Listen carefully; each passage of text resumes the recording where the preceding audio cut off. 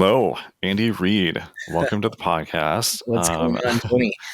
House Music Connection. Why don't you go ahead and introduce yourself? Okay, sounds good. Andy Reid, as you said, from Toronto, Canada. I've been a DJ since 1992, so a long, long time.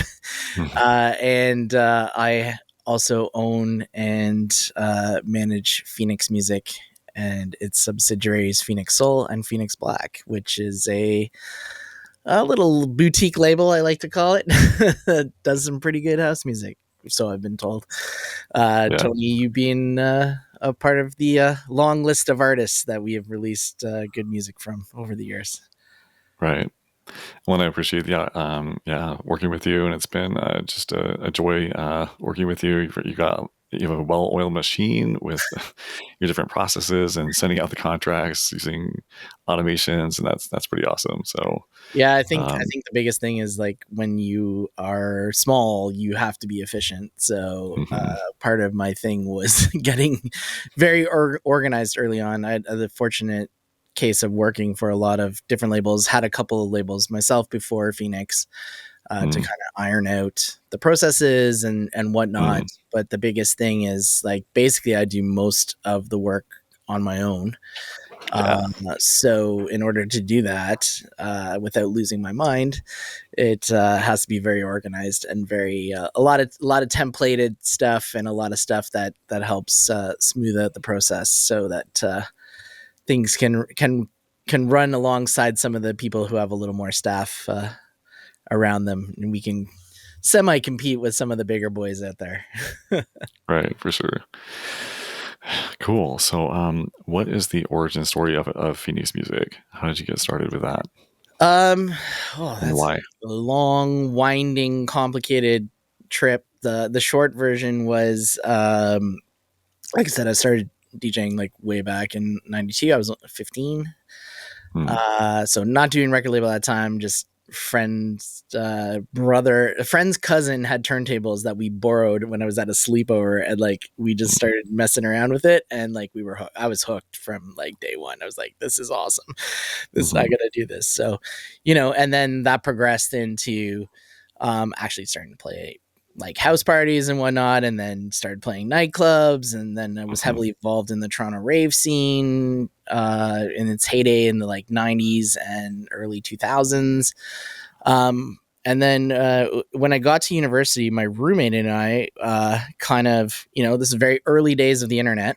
I was saying like Yahoo was on Stanford servers mm, still, and I yeah, was using Netscape 1.0. That's my web browser. And we kind of just kind of started messing around, and then we were like, well, we go to parties all the time, and there were some like print publications in Toronto that like had pictures and coverage and stuff, but I was like, there isn't really anyone covering the actual music or DJs. I mm, was in a record pool at the time, so I was used to doing like charts and music reviews and stuff like that, and I was like, what if we like took like something like DJ magazine, print mag, but made it on the internet? mm, And so my roommate and I started a online magazine basically mhm, in our bedrooms. And but because I was a resident DJ at most of the big rave companies in Toronto and knew all the promoters and everything like that in Ontario, we had access to all the parties, so we could take pictures and we'd have back on, get up on stage and get stuff that people couldn't get. And then also because I was in the record pool, I was getting a lot of advanced promos and kind of started being known as like the house guy. So like the labels like Strictly Rhythm and mm, Defected and stuff in the early days were like I was like one of the main guys in Toronto supporting that music. So I was getting all that stuff in advance. And then I quickly parlayed that into not needing the record pool anymore and getting it all direct and just mm, expanding the own thing. And then by doing reviews and charts and everything else, and then expanding that out, bringing other DJs in, we kind of grew and grew and grew. I think it was a little bit ahead of my time because the problem was it was really hard to monetize at that time in like mm, 1993 to mm, 96.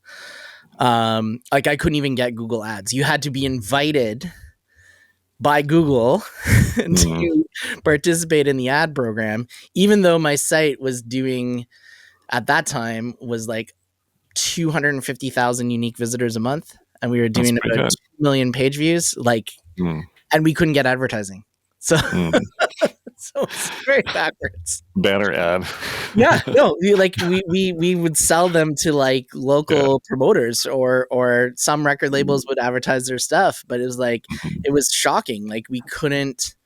People were just so hesitant. They didn't understand it. It was just like sort of, uh, mm, you know, it was just a new world to everyone. So it's like we sort of had Resident Advisor before Resident Advisor, if mm. that makes sense. Yeah. But it was the thing I could never really monetize it properly. So it was like I got to a point where I had to make a decision, and it was like, well, I don't want to not work in the business.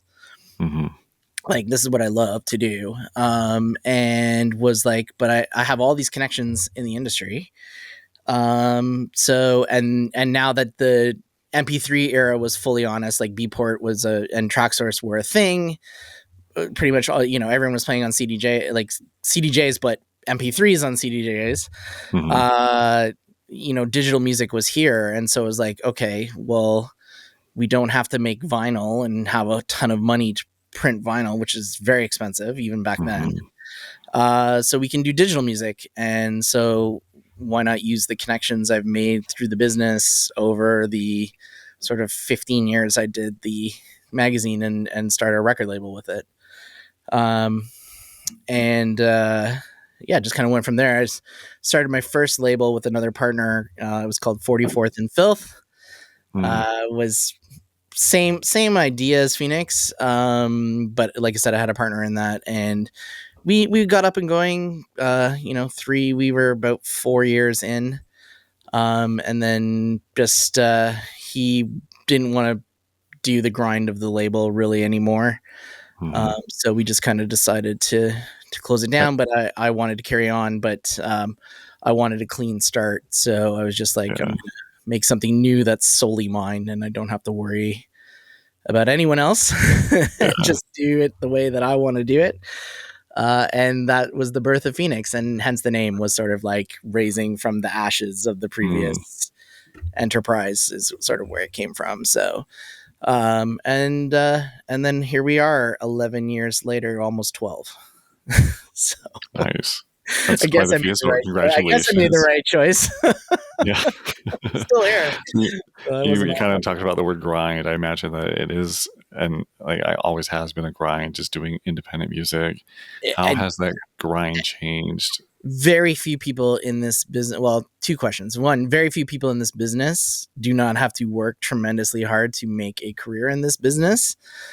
There's a very select few who are, for whatever reason, have it come easy, but 99% of the people do not. It is a daily uh, ton of work. Like Mhm, I always say to someone, like, in this, if you want to do this, like, you have to love this more than anything. Like mm, if if you, sorry about that, my it's phone. okay. If you come into this business with the purpose of I'm coming in just to make a ton of money, you are coming into the wrong business.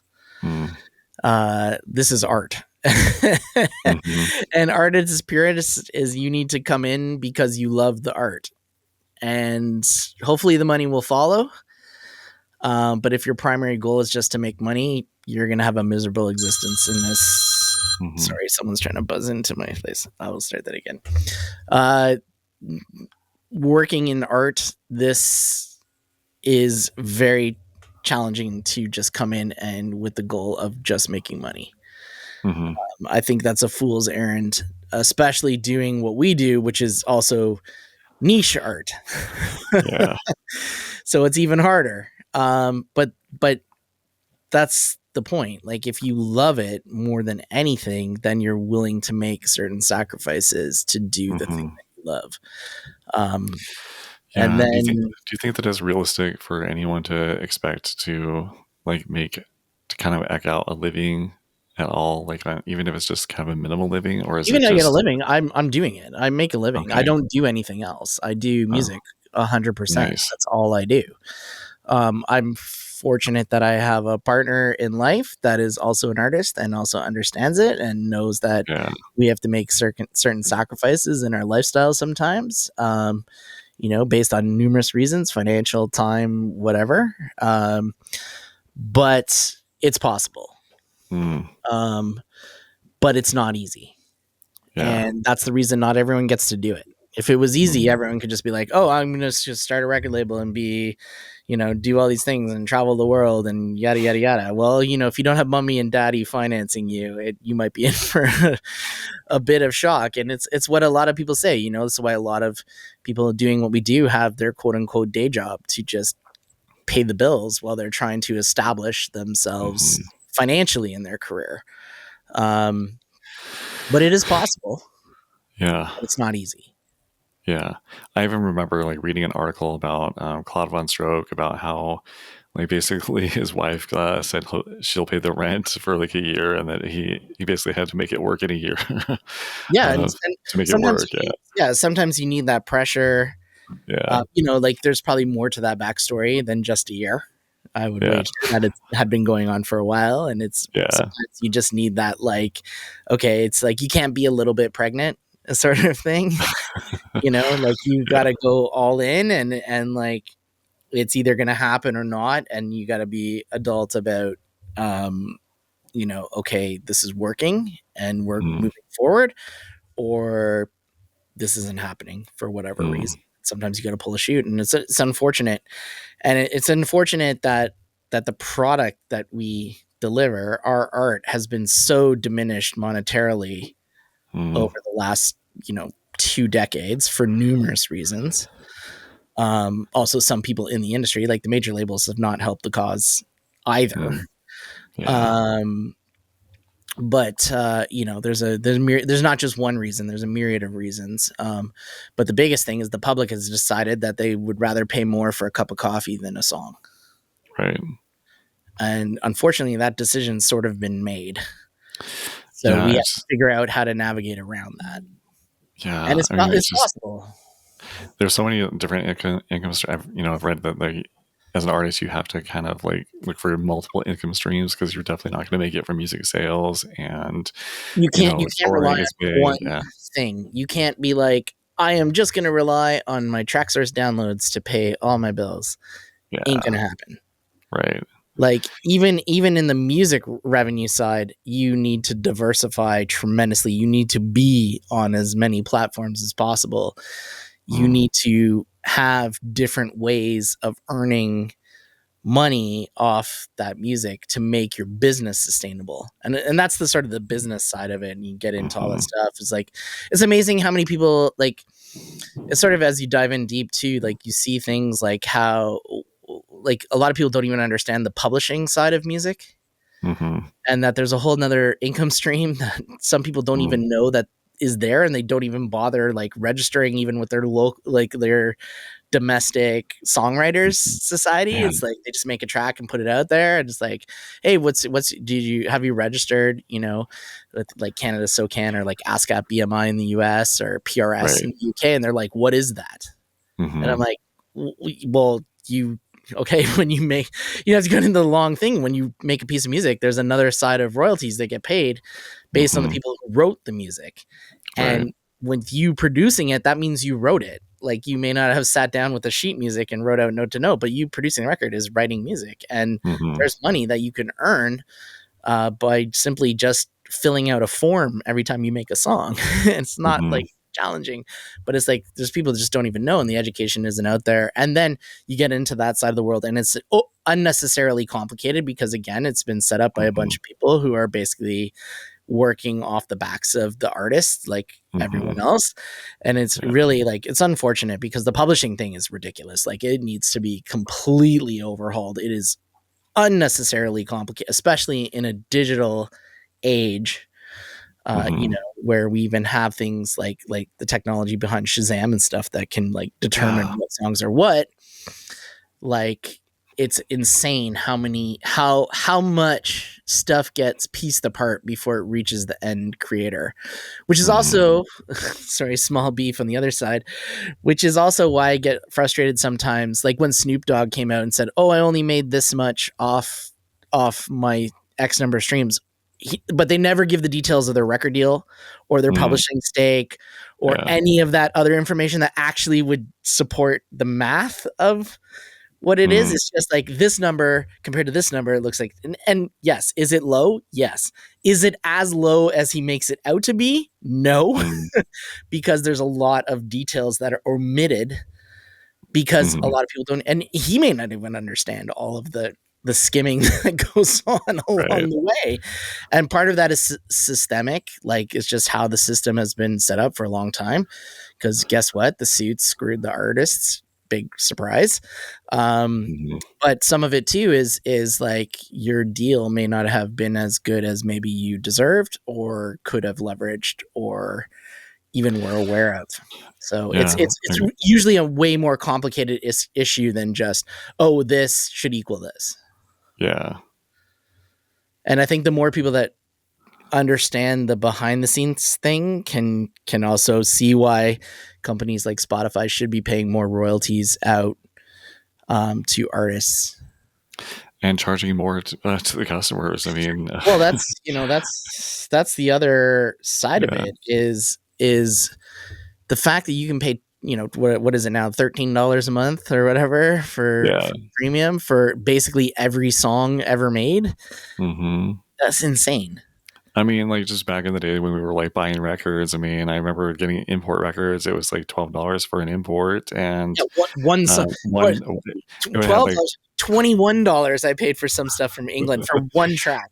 for one track. I mean, yeah, you could say argue that there was, like, a B-side and, like, a dub version and everything, but it's still one track, Yeah, and but you're playing one song. You're playing it yeah, once, maybe yeah. twice. And if there's a really banger, you'd play it twice during the set. Yeah.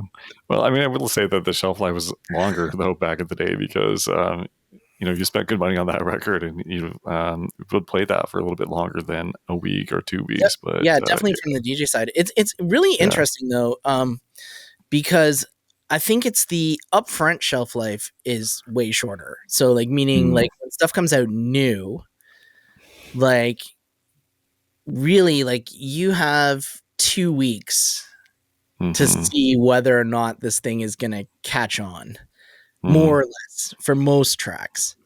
There's a few outliers here and there that will come around later, surprisingly. I've been fortunate enough to have a few of those. Um, but for the most part, you got 2 weeks to know whether this is going to hit or it's just going to it's done its thing and it's on to the next. The only thing I will say that's positive about streaming is the back catalog, older stuff being discovered or rediscovered way later is way more prevalent. mm. That really You has know, changed from the heyday of the MP3 era was like basically you're 2 to 4 weeks and you were like either going to be on for the rest like months or you were gone.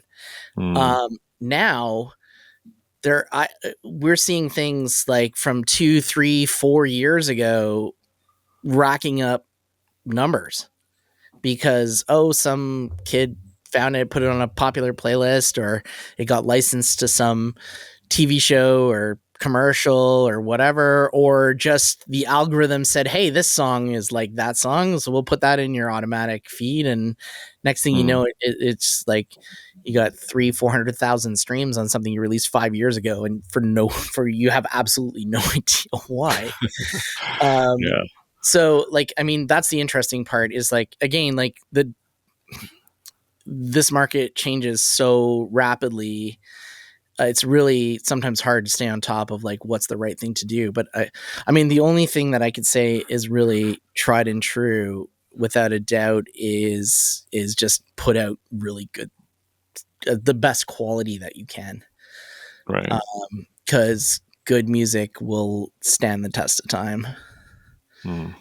You know. So how has Phoenix Music's streaming game changed over the last few years? I mean, because I know that I mean, for the most part, the label. I mean, a lot of the labels that I've seen or have been on, the streaming hasn't really been a priority, but that is shifting. Like a lot of the labels are kind of getting catching on to streaming, and then so that's becoming a little bit bigger part of the, I guess the promo, and then also like the just the business side of it in general. How has Phoenix Music adapted or changed its strategy for streaming over the last few years?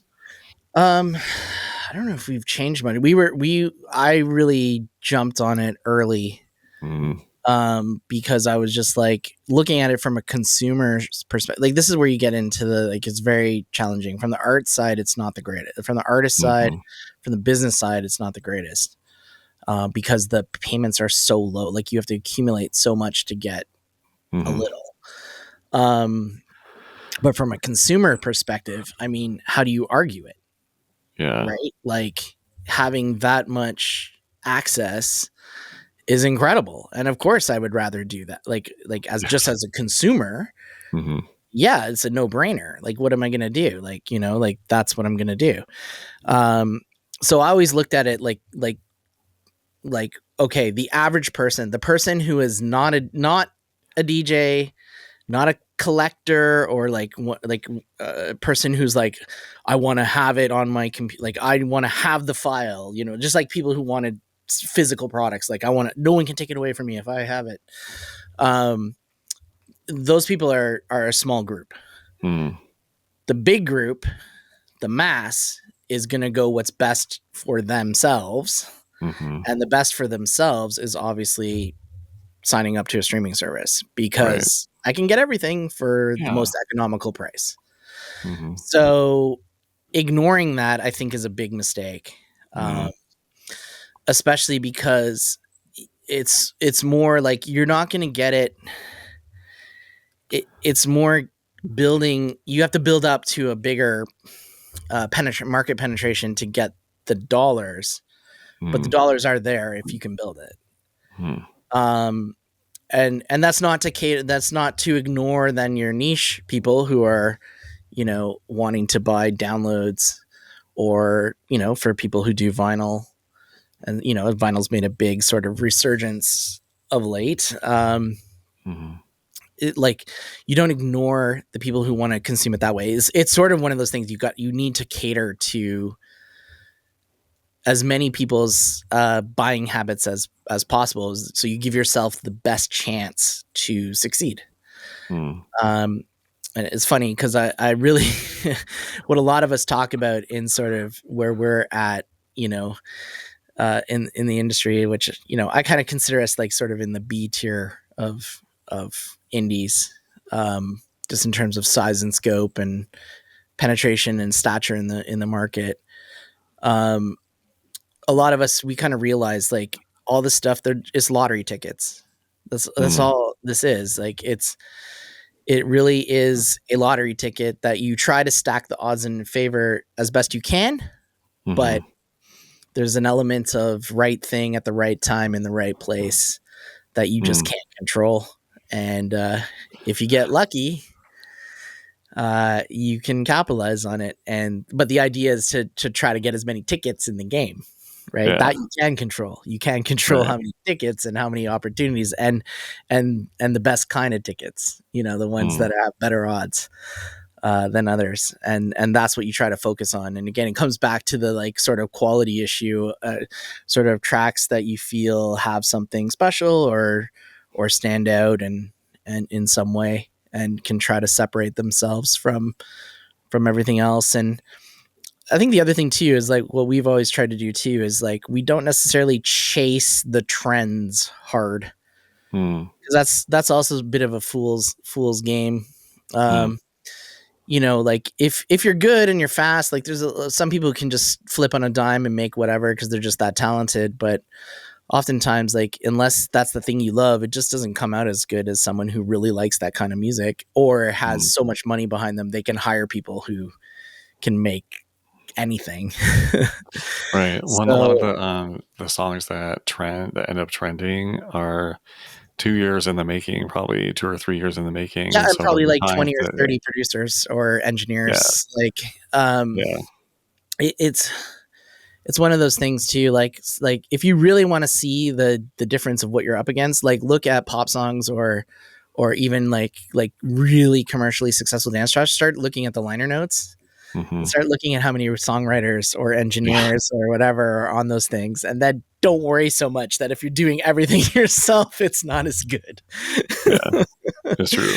Because it's not a fair fight, you know, Yeah, like, and I have guys who work, I have friends and people I've worked with who work in that world, and it's great. Like the stuff's amazing, but it's like, yeah, one person is not making that thing. That's a collaborative effort of many people. It may have one person's name on it as the forward hmm facing representative or the person who foot the bill, yeah, but it's not a case of it being a lone wolf effort in most cases. mm, There are a few minor outliers, hmm but for the most part, a lot of the big guys have multiple people that are involved at some stage in the process, even if it's just mixing and mastering. right. Teamwork makes the dream work, right? Yeah, well, you know what? To be perfectly honest, like everything, even stuff I've done, the stuff that I'm most proud of making and stuff, I've had people help me in some capacity along the way, even if it's whether just getting hmm feedback of like, oh, hey, have you tried this? Or, those drums aren't working as maybe you should like simplify this, or even just getting that kind of creative, um, constructive criticism back, mm, to maybe make you change things that you otherwise would not have left to your own devices. So, yeah, I don't think people should get bent out of shape either about people having teams or using other people. Like yeah, multiple people making songs together has been a thing for the life of making music. It's just, mm, I think the biggest thing is the only thing I get upset of is people that try to pretend like they didn't have mm, people help them.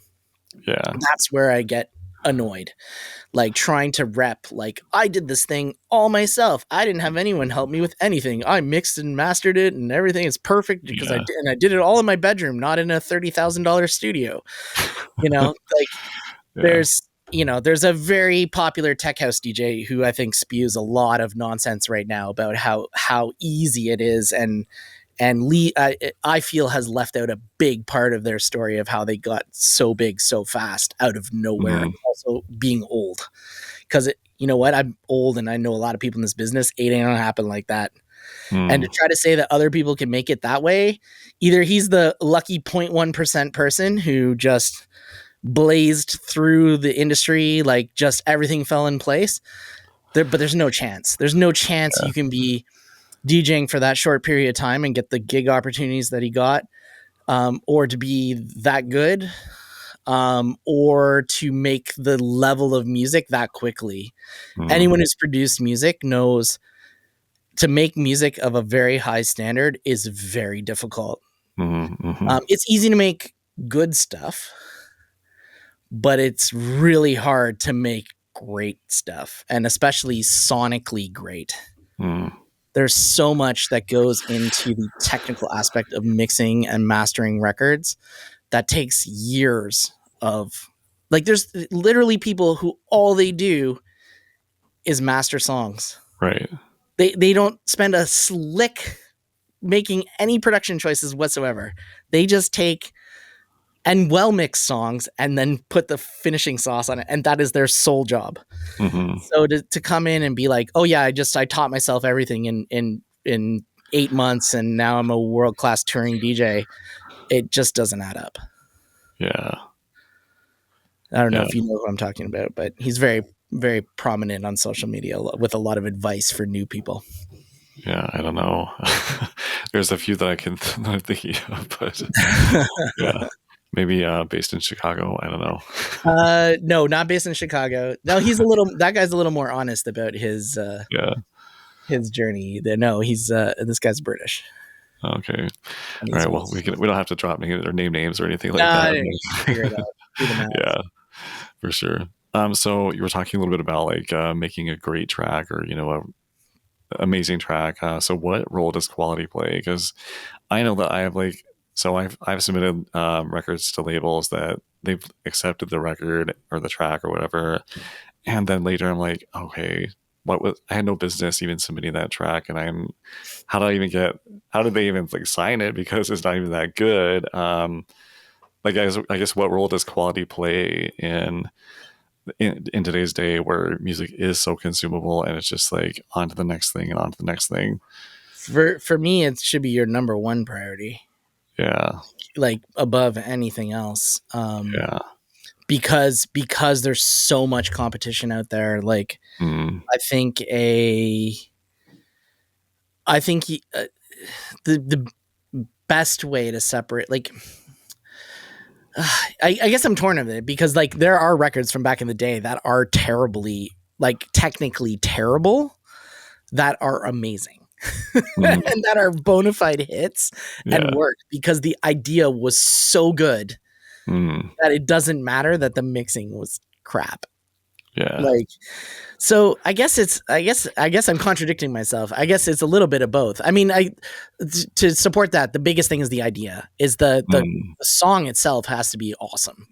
right, Like if you have the sauce, like if it like people will forgive mixes if they feel that the body of the work has something that mm, connects.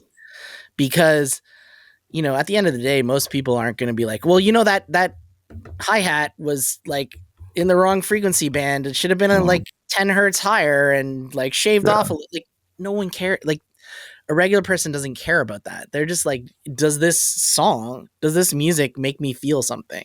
yeah, And does it make me feel like what the song is trying to make me, like, is it happy? Does it make me feel happy? Does it make me want to dance? Does it make me feel sad? Does it make me introspective? You know, like whatever the case mm, may be, but does it make me feel?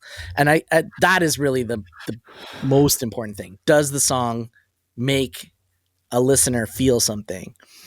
And then from there, the next step would be, okay, now make it sound as good, as pleasing as possible so that mm-hmm. the person can get to that message better. Yeah. I So you guess is the mentioned way to song, say. you're talking about one message. But So that's the quality. When I say quality, though, yeah, I guess what I really mean is the idea quality. yeah, If that makes sense. that Like totally so, makes not sense. Yeah, necessarily the technical quality, but the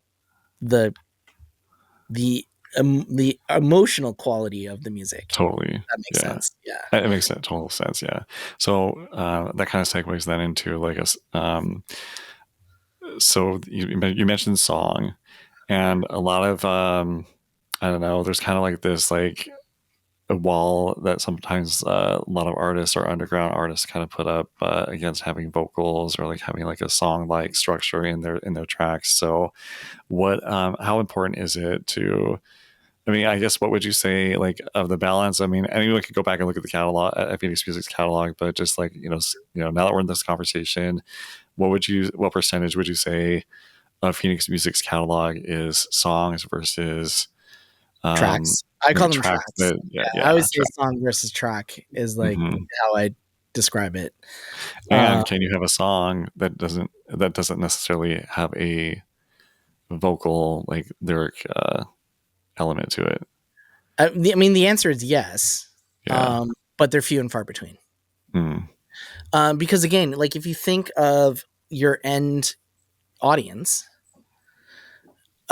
most people, it's a lot easier for regular people to hook onto a vocal, hmm. something that they can repeat with Totally. words, than versus something with they have to sing along to music. But you do get these outliers of like certain songs with lead, and usually it's a lead.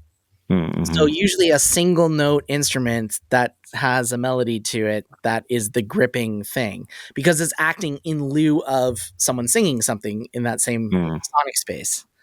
So like yeah. I guess technically it's hitting the same frequency points that is like what is gripping people's mind. You don't really get people coming back. Oh, you know, it's the song with the drums that go dung dung dung dung like every track. Yeah, Right? Like, how are you going to explain that? that's true. Yeah. Right? Like it's like right. You're saying, oh my god, did you hear that track that he played? Like it just went bop bop. Like Okay, so the Yeah, whole set? Like, I think what? Body Language comes to mind by Bukashe Yeah. and Mandy Y. That's like the perfect like But you, song that isn't a vocal, but yeah, like you said, there's the few and far between. So yeah. yeah, Yeah, like you have Frankie Knuckles, the whistle song. yeah, Or whistle track. I can't remember. It's whistle song, whistle song. It's a long time ago, like what, 87, 88, yeah, I think. But you like people hook the whistle, right? yeah, But it's a single note, like, and because you whistle it do do do do do do yeah. do, right? Like, so it's like usually it's something like it's a melody, like usually done in a lead, or it's a vocal. And that's Yeah. what most people hook, and that's really like, if you want to see the things that really stand the test of time, like it's very rare that an instrumental track Mm, has like 30 years from now is like, oh yeah, that. They're very few and far. They do exist. So to mhm, say that it's not possible is not true, but it's the more rare route that you've really done something melodically special. mhm, Like Dead Mouse Ghosts and stuff. People, mm, there's no words in that, but everyone, those synths are just so like iconic at this point. Like you just, when they come on, like look at a lot of Daft Punk stuff, but they still had vocal hooks in mhm. most of their tracks, Yeah, right? Even if it was one line right, totally. repeated over and over, but there was something for you to latch onto, Mm, to be like, oh, that song, around the right, world. Like you say that, everyone knows what you're talking about, right. right? So it's yeah, you know, it's things hit people in different ways, and there's things like I love Strings to Life, like the original like the not the vocal version that Defected did for commercial radio, like just the instrumental version, the original thing with the string, like the was it Derek May string line, like that was amazing and has no vocals in it, and one of my favorite records ever. But um, if I went through like my top 50 tracks of all time, I'd say 48 of them have vocals. Yeah, But that's also me. Like there's other people like yeah. look, and I do house music, which I mean, obviously when you're doing house, it's much more vocally uh uh involved than Mhm, other genres. So, like if you're big time into techno, this is going to be a complete flip, right. and you're going to be like almost no vocals. So, but that's because that's what that Yeah, music's more about. Like, so, but in the case of house music, I mean, vocals are very important. yeah, I agree.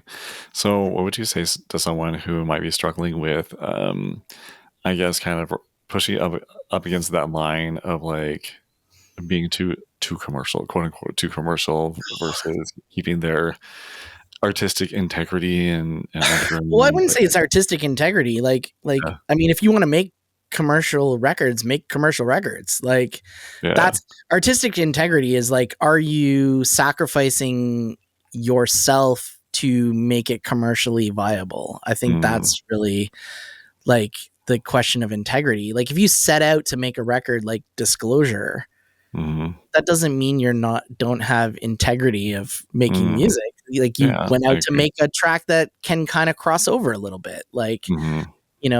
like so I think integrity is more a question of like, am I sacrificing my creative decisions in the effort solely for financial decisions Mm, versus where I think this song needs to be mm, for me? yeah, I think Rick Rubin says it best. Like when you make music, it's selfish, right? Like there's a famous mm, quote of him, like don't care yeah, about it. Like you make it for me. And then if other people like it, great. But I don't make it for them. I make it for me. And that's really where integrity comes in. Like if you're making it for you and like that's what you want to do, then that's you're not sacrificing your integrity. If mm, you're going, well, I was gonna do this, but you know what? Like, there's no chance I'll get played on Radio One, so I just need to completely change the drums to match like the new Becky Hill song, so that I can have a chance of being on the radio. mm, That's a different thing, and the sole reason is just because, well, I'll make more money that way. If that's your answer, then maybe your integrity is a little questionable. yeah, So, but yeah, I don't think that's really a thing of integrity. But the thing is, the reality is, um, if you're making tracks for certain labels in certain genres, there are I want to say rules, but there are guidelines Hmm.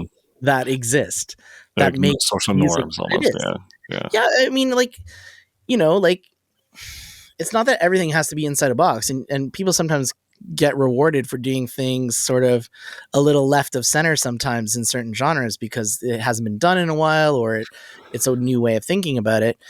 But like, there are certain feelings and a certain atmosphere that a lot of labels in the genres, that's what they want, and when it's not like that, they don't want it. And that's, it's not to say that your record isn't good, it's just not for them. Hmm. um but like, if you're there, I think that's the biggest thing to consider is like who, you've made your thing, and then like when it comes time to sell it, that's where you start gotta thinking like, who is this for and where this should be.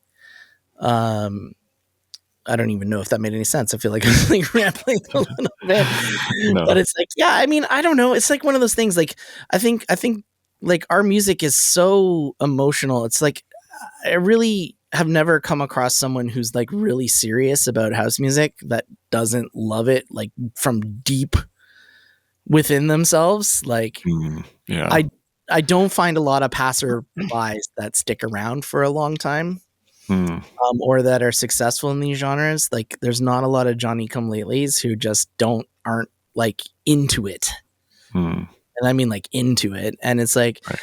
and I think you kind of know, like it's hard to explain. Like, I can listen to a record and in like 30 seconds or less know if it's commercial, like too commercial sounding, or not.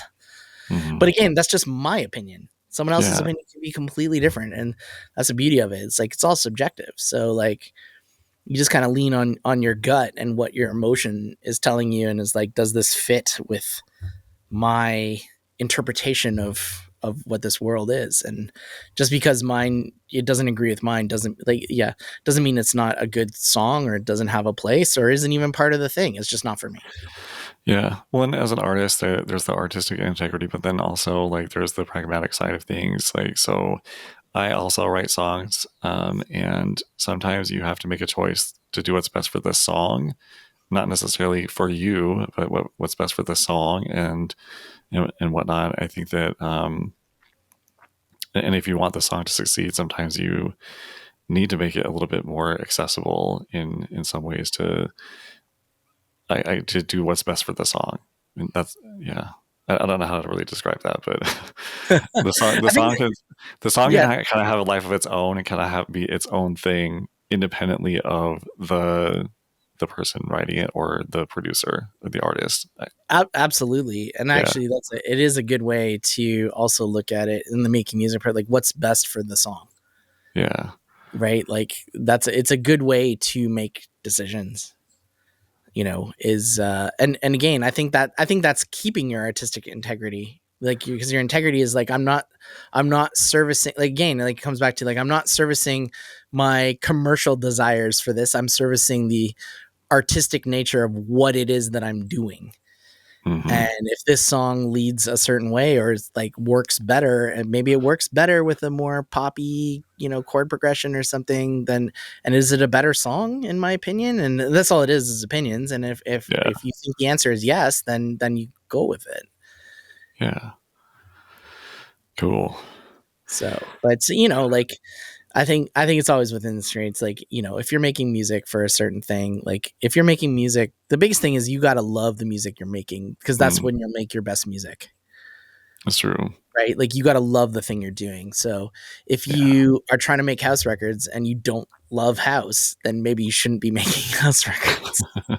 Right? Like, yeah, that's really what it comes down to. But if you love it, and like that's like your thing and your everything, like, you're going to make better records that way. And then you'll be able to make things that are true, because like, if you're feeling, if you feel what it is, then you'll make stuff that fits with what you feel from things you've heard elsewhere, and that you feel like go along with that. So, I think totally. it's, in some ways, it sort of takes care of itself.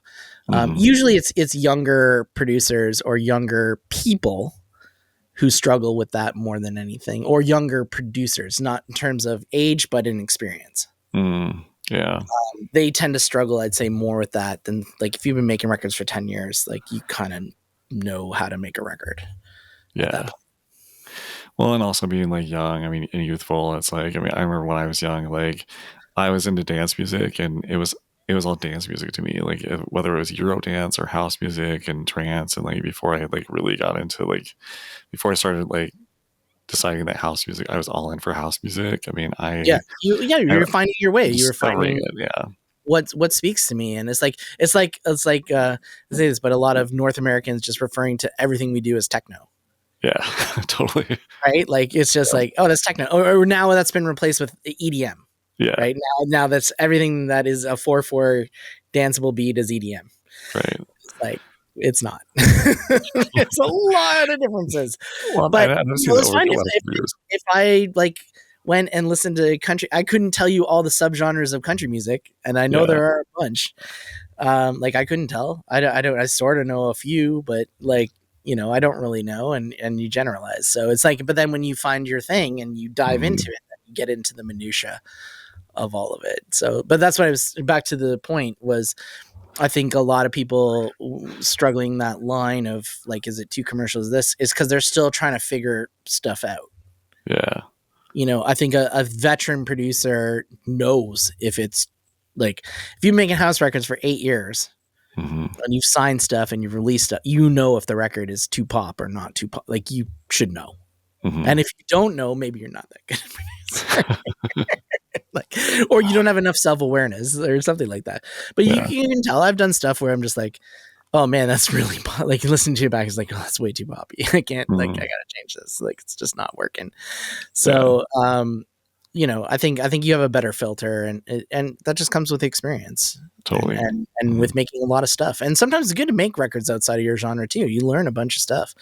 And especially like in talking about like circling back to our vocal discussion, learning how to mix vocals to up to the standard of like a pop record, there's a lot of valuable skills you can translate to house music because working with Mhm. vocals is a beast onto itself.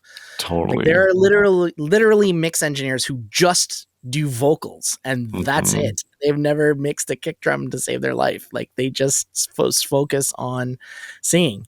And it's like, but there's lots of stuff you can learn. Like I'm fortunate my partner in the studio here, James Bradshaw, is an incredible vocal engineer. And I've Mhm. learned so much about mixing vocals from him. Lots of tricks and tips and things. And because he's done a bunch of commercial records too, things that translate or like, oh, well, like for radio, you need to do this. And for vinyl, you need to do this. And like, there's things that you would never even know as a thing. Mhm. And just because, of his decades of experience and coming up from the analog world and then transitioning into digital, there's stuff that he's brought from like, well, in the analog way, you used to have to do it this way because you were limited. So that's why a lot of things. But if you want to replicate that sound, you got to follow these things because when they did that sound, they didn't have these options. So you kind of had, Mhm. you want to match it, you kind of got to follow what they had, where their limitations were. And it's been cool. It's been an awesome learning process and definitely has improved my vocal mixing like immeasurably. There we go. Mhm. That's That's it. awesome. But Yeah. yeah, so I mean, like, yeah, there's like this is always constantly learning. You can learn from other genres. Like, I think it's important to not limit yourself, at least in what you're taking in and what you're trying. Having said that, it is definitely better though, like when you comes to output, to have a little more focus. Mhm. So um, I don't know if we'll get on to that tangent or not. We can go there. I don't know. Like you like. I guess that's another thing that comes up a lot is, you know, uh, should I focus on one genre? I guess is that the best way to say it, or I don't know. Am I preempting a question here that you No. already answered and set up? Oh, well, I don't know. It's kind of I have like a list of a few questions, but like I try to let the conversation kind of flow organically. So that is a good question. Um, should artists kind of stay in a certain lane with even within house music? Should artists stay within a certain lane, or when is a good time to expand, or should you get more broad as you grow as an artist, or should you get more Yeah. narrow as you grow as an artist? Yeah, it's this is a really tricky one. Mm, Um, my gut answer would be the more focused you are, the faster you develop a base. mm, Because the probably the single most important thing for someone, especially for someone new, is consistency. mm, And actually, we took the same approach when we started the label. Our first, like, sort of 10, 20 tracks were very, very similar mm, in terms of style. Um, because that was sort of it is sort of the fastest way, I think, to grow a fan base, is because if they like you for this thing and you keep giving them the thing that they like, they'll keep liking you. mm, Now, remember too, this isn't a very short window. Like, we're not talking about like do that for like 30 years, your entire mm, career. That's not what we're talking about here. We're talking about like in the beginning. Um, or when you're trying to develop a fan base for a certain sound. I think being mm, consistent is important because um, you've drawn people over for a certain thing, and chances are they'll like more of the thing that they came over and liked.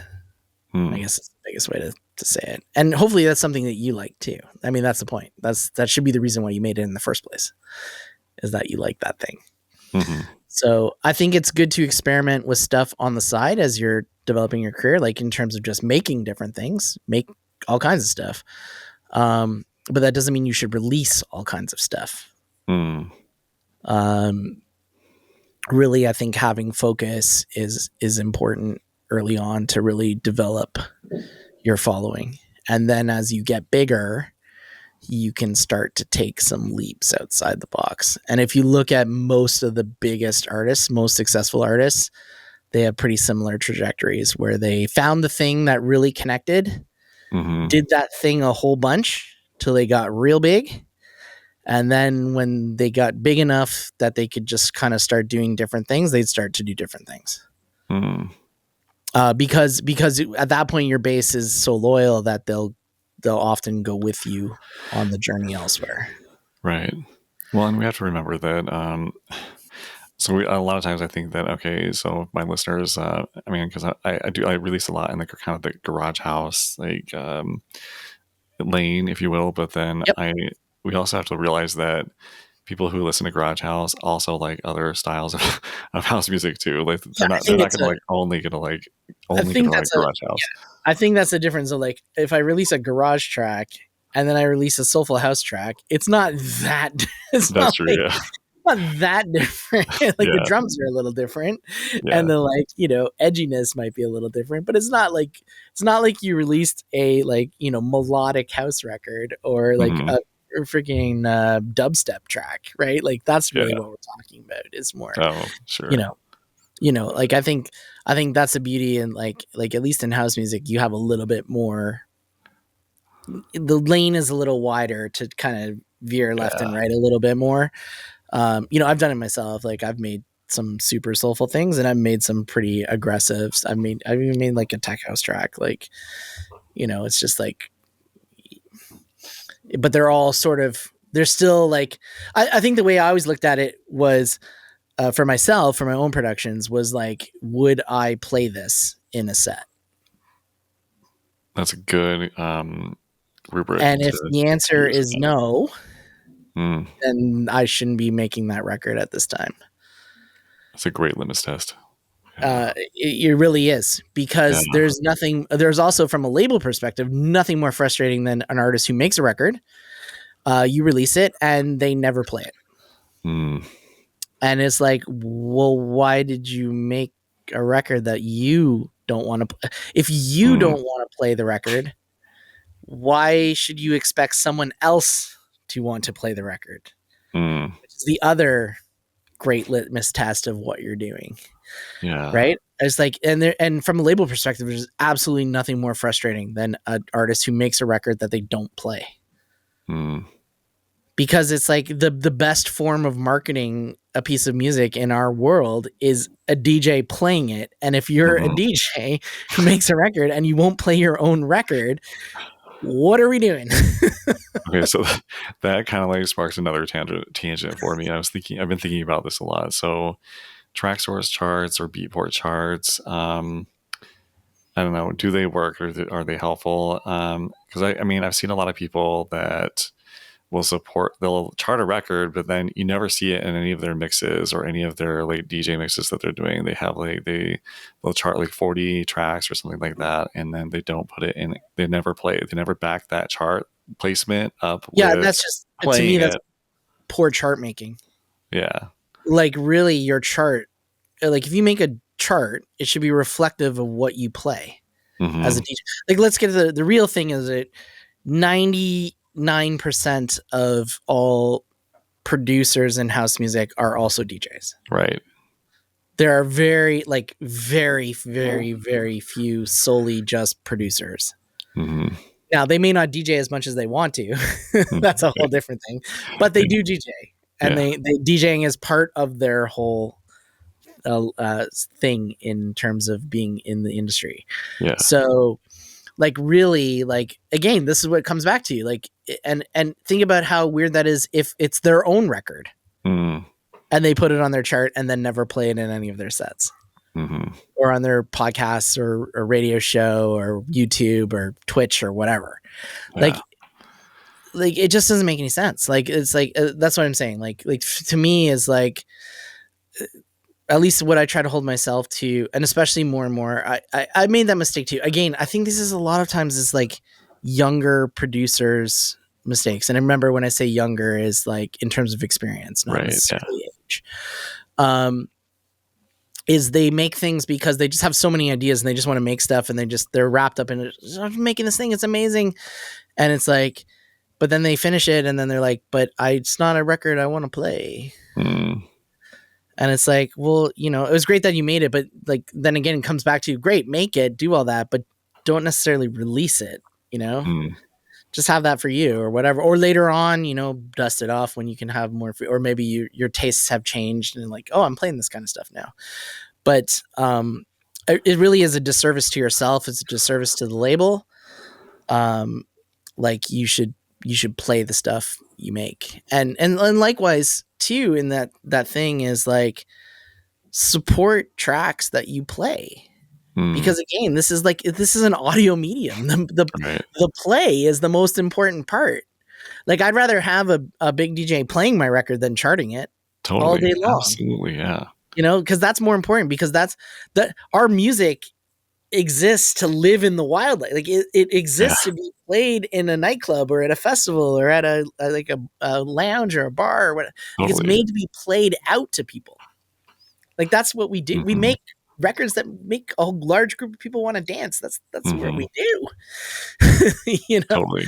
Like, that's part of it. So it's like if you take that away, then like, yeah, like what are we doing here? And it's like, so like that's my biggest thing is like really like, especially even chart stuff that you play. So like it's like Mm.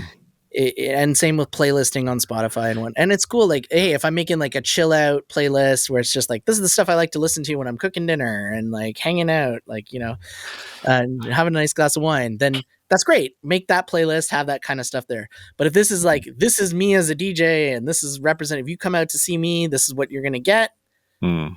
Put stuff in there that's accurate and not, you don't need to front. And it's cool to support your friends and all that. I support people all the time, but I always pick records that I would play or do Mm. play. So it's like, that's, you always got to, that's a little more self-discipline in just terms of doing this stuff. And it's, you'll get better stuff out of it too. Cause people pay attention, Yeah.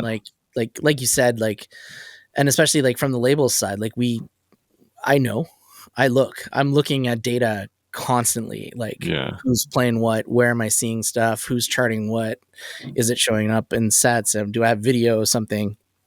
Like we're always paying attention. So, or at least the people that do a good job, I'd say, are paying Mm, attention. right.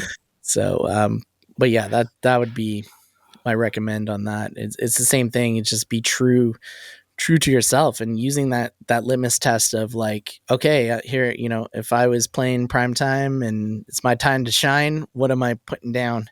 Mm, And it's also a good way to look at like what kind of music do I want to make? Like mm, you should be making stuff that you want to show off with. Like really, that's what it totally. should be. Like and not every track needs to be like a peak time band. Like you could be like, I made an amazing opening track, or like I made an Right. amazing late night closing track like at the end of my set. But it should be something that fits in with what you're generally doing if you're given the reins, so to speak. Totally. Yeah. So on the topic of charts, do track source charts do they work? Do they help drive sales? I mean, okay, so there's probably two The truth, categories. the There's the truth, curated truth charts. answer. What was Yeah. that? Oh, do you There's the want curated the there's the curated truthful charts, answer? and then there's the DJ charts. Like I Yep. feel like, why am I charting this? Like nobody's even gonna like buy a record. No one's gonna like buy a track because I charted it on my chart. Maybe I'm just like, I don't know, have A imposter little syndrome or something. But like, well, like that also can change over time. yeah, That can change over time. The bigger you get, the more influence your chart has, right.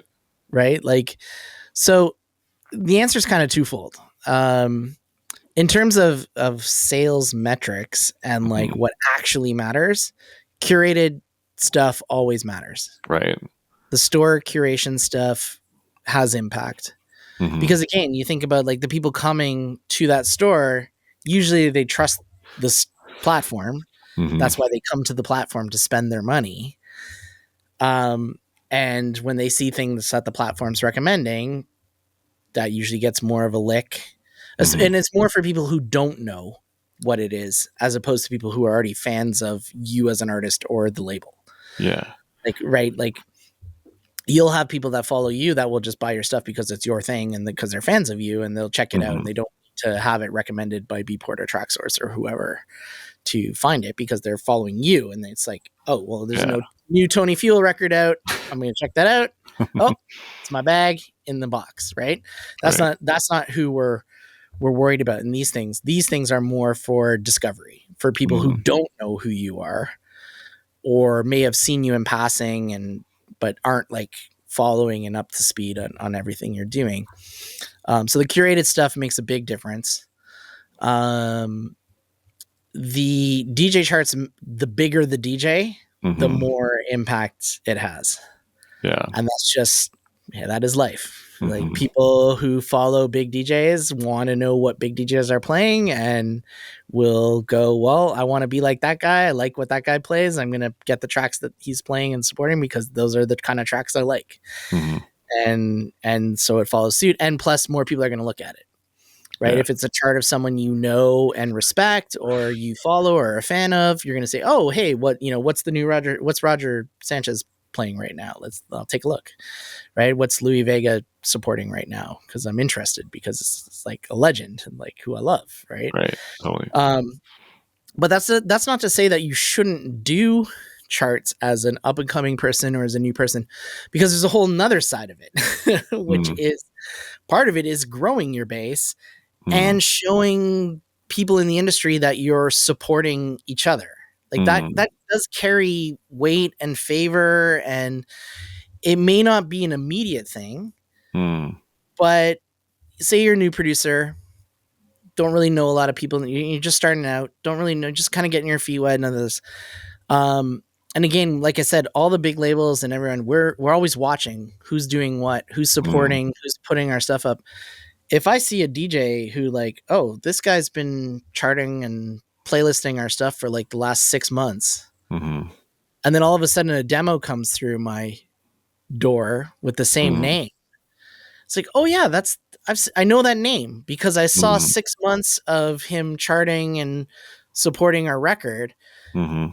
The likelihood of me listening to that demo as opposed to someone else's demo who's doing none of those things I'm going to go after the thing where I have some recognition of like, Mm, this person's been supporting our stuff. Obviously they are a fan of what we're doing. So hopefully that what they've done is fits in with what we do, because they've been supporting and showing that. So, and that may even just occur on a subconscious level for some people, yeah. labels. So like visibility is important, and like people Mm, remember, and it's like, think of it this way. Why does Coca-Cola spend money on advertising? Everyone knows. awareness, yeah. I mean, and to It's just remind people, constant yeah. awareness that you think of soda, you think Mhm, of Coca-Cola. It's that constant repetition of, I've seen the name over and over and over and over again. Oh, that right. must be something, right? Yeah. And it's like, but you also take that from an early, if you take that from an early on perspective, it's a great way to build awareness. Mm, And it's a thing that doesn't cost any money. It's free. Just mhm, takes time for that.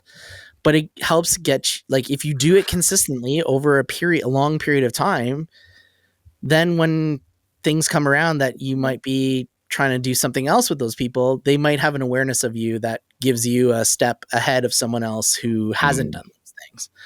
It's the same reason too. Like, I tell people when they send demos, like, give a 1 or 2 line sentence about yourself and like mm, what you've yeah. done or what you like or something, not just, hi, here's my demo, and then a Yeah. SoundCloud link. Because you know what? Chances are it's never going to get clicked Yeah. ever. Like, you're not going to get a record signed that way. It's just not going to happen. Mhm, You know, like, unless you're at the stage where you know like, I can do that to someone I know and be like, hey man, here's my new tune. But mhm, that's because that person and I have a relationship, right? totally. Like we Yeah. can cut the BS because we know each other. It's totally different, you Yeah. know. And I also know that person will listen to it because they just see my name, and because we know each other, they'll check it out. But it's like, when you don't know, when you're cold calling a label, like, also to that point, don't write, 9 paragraphs Mm, either. Keep it right. short, Mm, but say something. And even if you don't have like credentials, or it's your first record or something like that, be like, hey, I'm inspired by this, like, I'm a fan of like this DJ or that DJ, or like, I really like this label coming up, and I made something that I've listened to your records, and I feel like this is something that fits with what you guys do. Let me know. Like, something with a little more personal touch will definitely get you a lot further than just like, here's a link. that's good to know, That, 'cause that's sometimes just going right to the trash box, to be yeah, honest. it's yeah. I wonder sometimes though if, like, artists are, like, so, like, just overwhelmed that or they automatically think that you're getting 300 demos a day or whatever, and then that, it's just wasting your time as a label boss to, maybe say something. I don't know. No, but that's Maybe what I there said. might be Yeah, some but word like for it. 2 sentences, like 3 sentences is not like, you Yeah. can read that in like 2 seconds. Yeah, it's true. Like, I can read 2 sentences in the same amount of time as like, hey, here's my link. Like, this is Yeah. not really a big time difference. That's why I'm saying, like, don't write Yeah. 9 paragraphs. I Yeah. don't need your life story, Right. but like, give something, like a little Yeah. something, especially if you don't know the person. Like, that's the biggest thing. It's like, Mm, it's a whole different thing if you've met the person, or be like, like, oh hey, we met at 80, I came to your party, said to send you a track, here's the track. At mhm, least then there's context of like, oh, we met in person, like, I may not mhm, remember, but, or, oh yeah, that's the guy who came out to the thing, we had that chat, cool, I'll check it out, right? Like put some sort of context in there, as opposed to just link, and that, because no one's gonna, like, honestly, like, we're not gonna most people will not listen to something that's just so cold that there's cold, nothing in yeah. there. Yeah, like I said, unless it's someone you know, Yeah. right? Or a big artist that like doesn't need to, like, like Low Step sends me a track, I don't need him to say, hey, it's it's Will, how you doing? Even though we do know each other. Yeah. But I'm just a bad but it's like, if I get a track from Low Step, I'm gonna listen to it right away. Like, but Right. it's like that's not what we're talking about here. We're talking about like people on the come up, or people even who are established. Like, not like, you also have to remember, like, not I never assume anyone knows who I am or what we do, Mm, or what we've done or anything. And like, it's funny, sometimes you get people like, I know exactly who you are, don't worry about it. It's kind of funny, but it's like, you shouldn't assume that people know, like, you aren't like, man, there's people in the world who don't know who Tom Cruise is or LeBron James, like, and they're mm, way more famous than you could ever be. So like, yeah. you shouldn't assume that people know who you are just off your name alone. Yeah. For So give sure. some people some context and like, and come across like friendly. Like, I Yeah. don't know, for me, people who write like a nice little thing and are cordial or like that, I might even just give them a chance just because of like, hey, you know what? You put the time in to write something and Mm, didn't make it like you were just spamming a giant like contact list. You know what? mm, And that's the other thing too is like personalize it. mm. Like don't BCC like 30 labels and say, hey guys, here's my new track. Like Yeah. like don't like that's not gonna win you favor. Like Yeah. you should be like each, even if you're sending it at the same time, like you should be writing each email individually to that specific person or group and acknowledging that who you're writing it to. I tell you, it will go a lot further than just Hmm. doing blanket stuff. And I know it takes more time, but like you're new, you got to put the time in. Yeah. Sorry, that's just how it Yeah. works. Yeah. I mean, so I actually even go as far as like to create a separate, like do a separate upload and a different link to to each Yeah, label, just no, because yeah. I I mean, mean, especially if you're doing like, I mean, yeah. like, or if you're using like SoundCloud, like I would hide your plays and comments. Oh yeah. So like, I mean, that's a good thing too. Like, don't Hmm. like just keep it a bit more mysterious. Yeah. But Yeah. honestly, if you do like doing an individual thing for the label is like I'll get stuff sent to me where it's like got like a Phoenix logo on the artwork or whatever. Mm, So it's like clearly they're not sending this to like 25 other people. Like, right. oh, that'd be weird. Yeah. But yeah, the more personal touch you can put on it, the like I do think it makes a difference. I think it Yeah. makes a difference to a lot of people because you know a lot of people are just like, but it's again it's finding that balance between not enough and too much. Hmm. You just want to find that sweet spot of like a little bit of personal touch, shows I took a minute to actually think about this, Hmm. but not so much that I'm like inundating you with a bunch of useless information that you don't care about. So, Right. but that's the biggest thing. The other thing too is that I would say, and not to be like a downer, like or like anything else, but you also kind of got to gauge where you're aiming to Yeah. get signed. Yeah. Um, the chance, like, let's just put it this way. I'm established, I have a following, I've been in the industry a long time. I know all the people that work there and own and run the company. The chances of me signing into a record to Defected are slim to none. Mm. The chances of you, guy who's had no releases and is like, or like I've had 4 tracks on a bunch of small labels, the chances of you getting signed to Defected are basically zero at this stage Yeah. because they're not in the business of breaking brand new upstart artists. That's not their Mm. job. That's not their role in the industry. That's not what they're doing. They're there to take people who have established or like have some buzz or underground like cred in the thing and take them to the next level Mm. or to work with the next big money project from X management group or what. Like Mm. when they have new people that you've never heard of, it's because they're backed by big people, Mm. so they skip the line. Yeah. That's So good it's to like know. shooting for them out of the gate is probably not your best idea. You're Yeah. better off maybe being with a smaller fish, but being a bigger component of that, or someone who cares a bit more about like newer artists or shows that they will break new artists or put new artists on their label. Mm.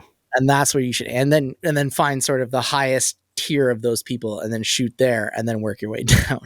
Yeah. But like, you know, not to say that it doesn't happen. It does. I mean, if you have a record that's completely undeniable, but the chances of that happening, especially early on, are very slim. Um, Most people don't make those kind of records as their first, or you know, Mm. within their first 100 tracks. Even Yeah. it True. takes a while to get up there. So I think gauging, uh, sort of like you have to have a bit of humility to know like where your level is in compared to everything else and Right. kind of find balance. And there's nothing wrong with shooting high, but I think going to the top of the food chain right out of the gate is you're not going to get success there.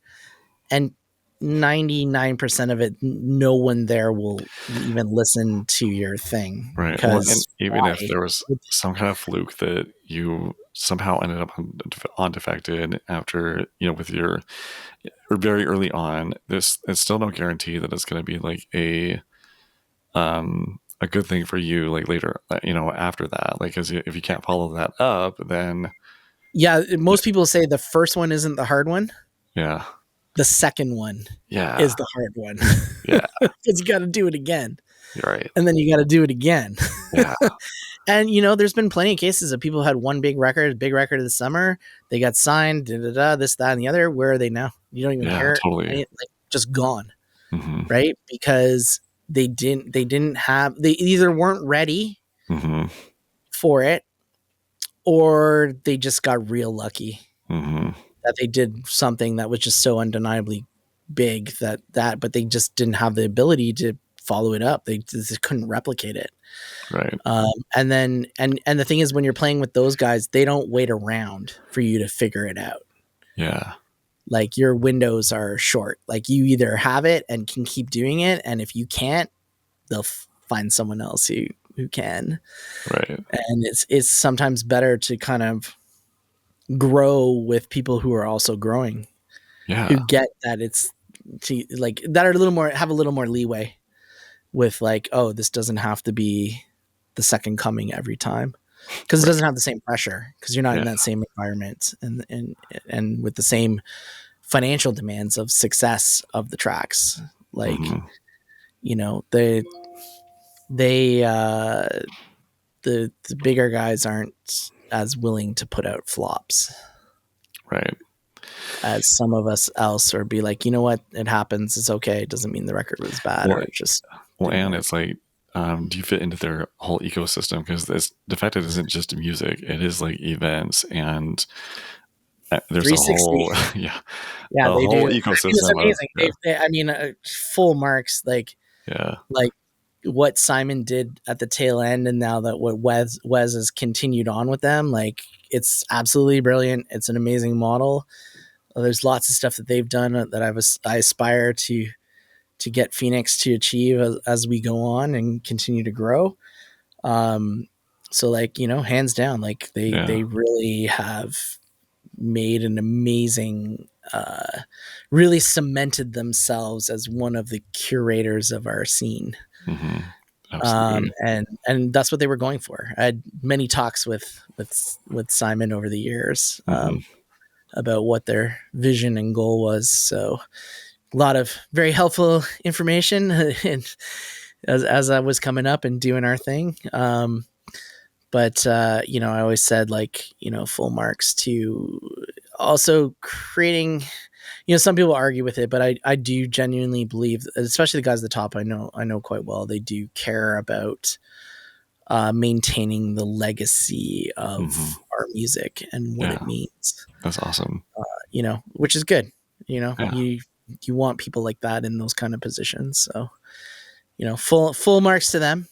yeah, But there's other people out there doing cool things too. They're not the for end all sure. be all of everything. Yeah, But yeah, definitely something to aspire to, for sure. yeah, yeah, cool. So let's see. What is an upcoming project that you're really excited about? Like something that's do you have anything that's any events or I don't know, anything that's big that you want to tell listeners about? Uh, what do I see here? Hang on a second. Sorry, I got too much going on. I got to pull up my sheet. Give me 1 second. Sure. All right.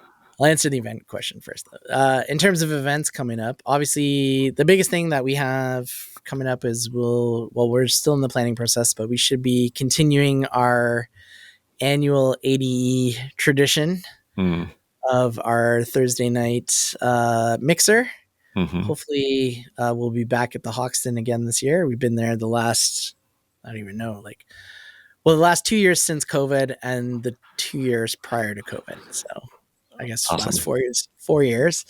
And it's awesome. Like, we, we try to get as many of the artists that represent on the label over the years to participate. And we do a cool thing where we have people play back-to-back sets, Mm, which is super fun, especially for the artists, because oftentimes they're people we've had people who haven't even met until, like, they stepped up into the booth and we're about to play together, and mm, then they have an amazing time, and it's led to collaborations, and mm, and making music and friends and everything else. And that's really what the vibe is about. It's just about like bringing together our community, bringing together our artists, and like I really strive to work with people that I actually want to be friends with and hang out Mm, with. That's part of the goal of the people that I want involved with our brand and with our thing, who are also just happen to be really talented producers and DJs as well.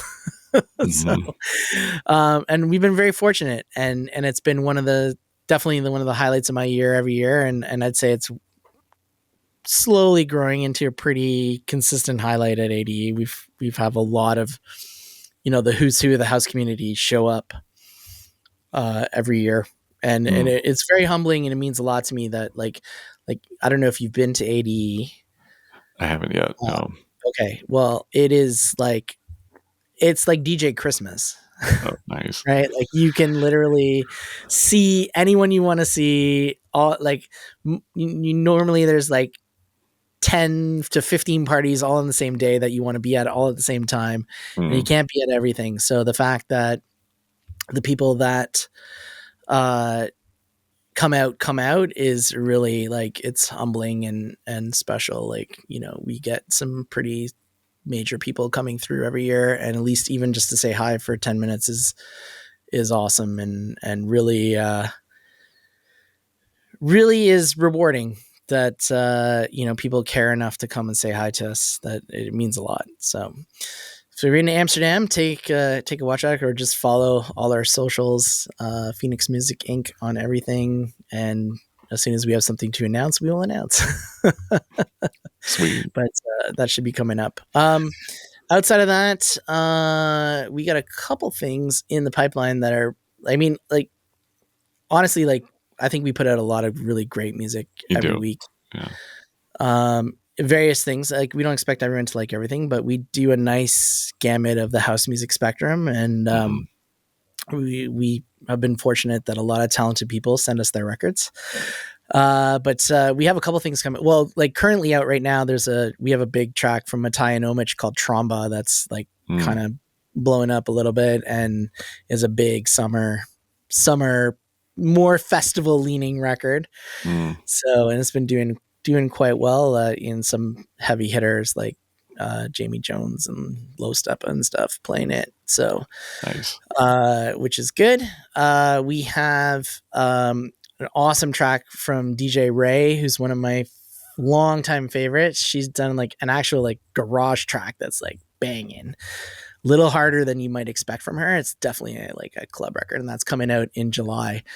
And should be a good one. Mirko Meeks are coming back in July as well with another record. Mhm, Um, we have a new remix of Jack Had a Groove, HP Vince, Chuck Roberts' mm, iconic sample from Maurizio Basilata and MF Productions. That is just absolutely fire. I've been playing it for a while, yeah. and it's been going off. So those ones are always good to watch out. They work. That sample is timeless, and I was so lucky that we were able to clear it. I'll probably get this episode up in sometime in July, late July, probably. Yeah. Well, there you go. So it Yeah, probably just came out. yeah. And then what else do we have coming up? Other stuff, like we got some stuff, another track from Trim Tone on Phoenix Black. That's really good. Nice. Cole Lawton Mm, got a couple records from him coming up. Got a really great disco record from Grace Bones and Coco Street. That's completely original, like full mm, original vocal. It's really nice. And I'm just trying to think of like what else. I mean, and then outside of that, for me personally, I've got a kind of like a big tribal festival track that I made with James Bradshaw and Savista called Oyapana. mm. I'm excited That to hear that. we are in the last uh, throes of mastering, and then figuring out what we're going to put that out. But it should be coming sooner rather than later because it's definitely a summer record. Kind of like big tribally Latin vibes. It's with a big chant. It's kind of cool. So Sounds we'll cool. see what the details are in that. That's all I can say at this time. And then another little exciting thing that we got coming up a little bit later in the year is we have put together a package for the 100th release for Phoenix Soul and Phoenix Black. Mm. So we have two EPs coming with some of the bigger tracks that have been both on the sub labels, and brand new remixes of those, and some of them are absolute fire. So we got stuff for Phoenix Soul. We got T. Markakis, Mm. HP Vince, Demarcus Lewis, Dwayne Motley, Samo, Ivan Pika, The Collective, Joe Pacello. And I've remixed the Peter Mack record for that. So nice little package there. And Very then cool. for Phoenix Black, a little or more undergroundy thing, we have stuff from Diplomatic, Vince Mm. Cara, Juliet Sikora, Sydney Blue, Demarcus again, Tom Chubb, and I did a remix of an Aiden Beta record, Aiden Bega record on there, and also we have a really cool remix of Revito and Nolan MC Flipside done by Diplomatic that is absolutely fire. So should be two really good packages with some of the big records from those labels' existences, kind of refreshed and retouched by some of our consistently appearing folks who do good stuff on Phoenix and amongst Awesome. elsewhere. So Yeah. Very cool. so I'm not excited bad, and for it. a few other surprises I'm sure along the way. I don't know. We have like a ton of stuff. I'm always like, oh my god, and then there's this, and then and then there's this, and it's like, oh Well, yeah, what about the 5 records we signed last week? It's a yeah. constant thing. So it's just like Yeah. there's more good stuff. Follow us. We will at some point somewhere along the way, if you like house music, we'll have something that you like. That Nice. I can guarantee. Well, I appreciate you coming onto the podcast. This has been a wonderful conversation. We could probably chat for another hour Oh and a yeah, half at easily. least, all day. Yeah. So this has been really, Yeah, really great. I'm excited for all of the upcoming projects and releases that you've mentioned. The big EPs on 100th release, kind of celebration EPs on Phoenix Black and Phoenix Soul, and of course all of the great music that you put out each week on Phoenix Music, every single week consistently. And then we try our hopefully, best. yeah, hopefully we'll get to connect at ADE. Listeners, if you're in Europe and you're going to ADE or wherever you are, if you're going to ADE in October, be sure to link up with Andy and the Phoenix Music crowd. And then I'll, of course, put links to your various digital destinations in the show notes and the description. So, Awesome. yeah, Well, it's been a pleasure, Tony. I appreciate you having me on, and it's been yeah. We could easily go on for hours and hours. yeah, It's easy to talk about things you love, so for it's sure. very fortunate that we get to do this, and it's Yeah. never lost on me, and just appreciate everyone who's come along this wild ride, both in terms of the artists and the people that support our music. I mean, we Hmm. couldn't do it without you. So I know it's very cliche, but it's true. Awesome. I love that. All right. Thank you so much. All right. Hey, friend, I hope you enjoyed this conversation. As producers today, it can be really overwhelming to keep up with all the tasks that we need to complete. So I've created a free toolkit that can help you. I call it my release roadmap. This tool helps you to gain clarity on all of your tasks related to music production, demos, releases, and social media so that you can spend more mental energy on making music. Learn more about this free roadmap by visiting tonyfuel.com/roadmap or click the link in the description below. Again, that link is tonyfuel.com/roadmap. Take care, and I'll talk to you soon.